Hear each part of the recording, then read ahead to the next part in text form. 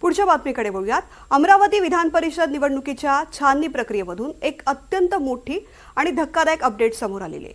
शिवसेनेचे बंडखोर उमेदवार विप्लव बाजोरिया यांचा उमेदवारी अर्ज निवडणूक अधिकाऱ्यांकडून रद्द ठरवण्यात आलाय।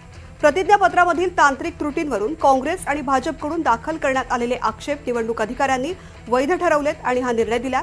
सुमारे 3 तास चाललेल्या प्रदीर्घ युक्तिवादानंतर हा अंतिम निर्णय घेण्यात आला असून या निर्णयामुळे विप्लव बाजोरिया यांना मोठा धक्का बसलेला आहे। त्यामुळे आता बाजोरिया निवडणुकीच्या शर्यतीमधून पूर्णपणे बाहेर पडल्यात। दरम्यान या निर्णयावरती प्रतिक्रिया देताना माजी आमदार विप्लव बाजोरिया यांनी सर्वांनी संगनमत करून आपला अर्ज रद्द केल्याचा आरोप केलेला आहे। तसेच आपण न्यायालयामध्ये दाद मागणार असल्याचं त्यांनी स्पष्ट केलं आहे। दरम्यान विप्लव बाजोरियांचा अर्ज बाद झाल्यानंतर अमरावती मतदारसंघामधील उमेदवार प्रवीण पोटेंनी प्रतिक्रिया दिलेली आहे। पाहूया।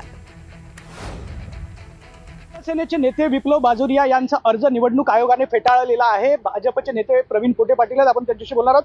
काय आक्षेप होता आणि काय निर्णय देण्यात आलाय? त्यांनी त्यांच्या ॲफिडेव्हिटमध्ये जी प्रॉपर्टी दाखवायला पाहिजे ती दाखवली नव्हती, त्यामुळे कलेक्टर साहेबांनी त्यावरती नियमाप्रमाणे त्यावरती कारवाई केली आहे। एकूणच जर पाहिलं 3 तासापर्यंत हा संपूर्ण युक्तिवाद चाललेला आहे। ज्येष्ठ विधी तज्ञ प्रशांत देशपांडे देखील आपल्यासोबत आहेत। काय कशा पद्धतीने युक्तिवाद चालला? जो 26 नंबरचा फॉर्म असतो, फॉर्म भरताना ॲफिडेव्हिट लागतं। जो ॲफिडेव्हिट दिलं असते त्याच्यामध्ये प्रॉपर्टी डिटेल्स आणि मुवेबल इमुवेबलचे डिटेल्स लागतात, पण त्यांनी जो अर्ज सादर केला त्याच्यामध्ये त्या ॲफिडेव्हिटमध्ये त्रुटी होत्या।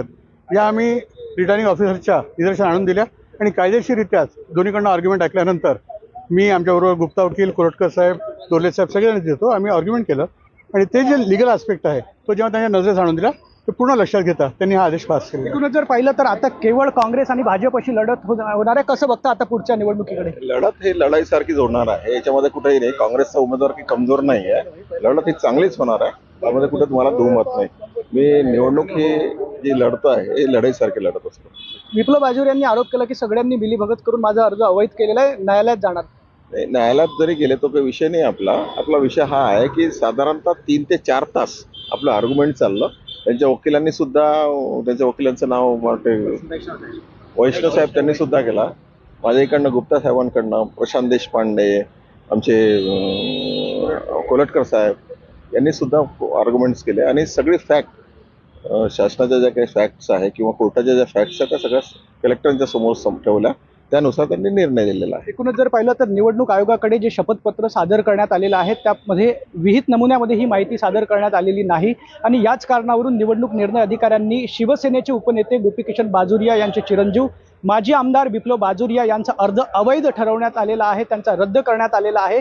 3 तास संपूर्ण प्रक्रिया हेरिंग चाललेली आहे आणि एकूणच जर पाहिलं तर माजी मंत्री प्रवीण पोटे पाटील यांनीही सुद्धा या प्रकरणावर आपली प्रतिक्रिया नोंदवलेली आहे। आता निवडणुकीसारखी होईल, त्यांच्याही वकिलांनी बाजू मांडली, आमच्याही वकिलांनी बाजू मांडली, त्यानंतर हा संपूर्ण निर्णय जो आहे तो निवडणूक निर्णय अधिकाऱ्यांनी दिला आहे। शुभम बायस्कर, NDTV मराठी, अमरावती।